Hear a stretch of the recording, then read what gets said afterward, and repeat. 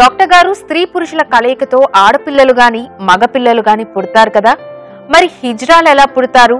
పెరిగి పెద్దయ్యాక వాళ్ళు హిజ్రాలుగా మారతారా? హిజ్రాలు అందరిలాగా మారు పడతారండి.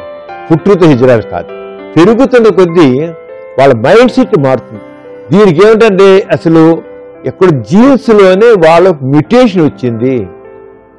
వాళ్ళ ఫ్యామిలీలో హిజ్రాలు ఉండరు, కానీ వాళ్ళకి నేను ఆడదాన్ని, నేను పొరపాటున మాకు మగవాడి శరీరం నాకు వచ్చింది అనుకుంటా. హిజ్రాలు అందరూ అంతే.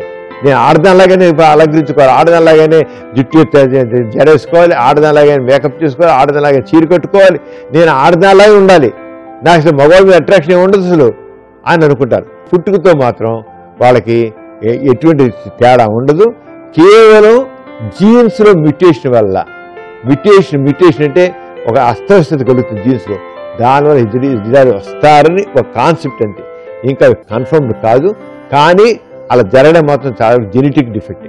నేను హిజ్రాని, నేను వీళ్ళతో ఉండలేను, కన్న తల్లిదండ్రుల్ని తోబుట్టుల్ని వదిలేసేసి వాళ్ళు వెళ్ళిపోతుంటారు. కానీ అవి వెళ్ళిపోని అవసరం లేదు.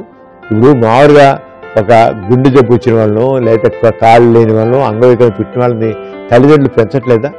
ఆరోగ్యాన్ని మాకు అబ్బాయిలే పుట్టాడు కానీ హిజ్రాల్లాగా ఉంది, మేము ఆడపిల్ల పెంచుకుంటాం, ఏంటి తప్పేంటి అని వాళ్ళు అడాప్ట్ చేసి తల్లిదండ్రులు వాళ్ళు యాక్సెప్ట్ చేసే స్థితి మనకు ఉండాలి.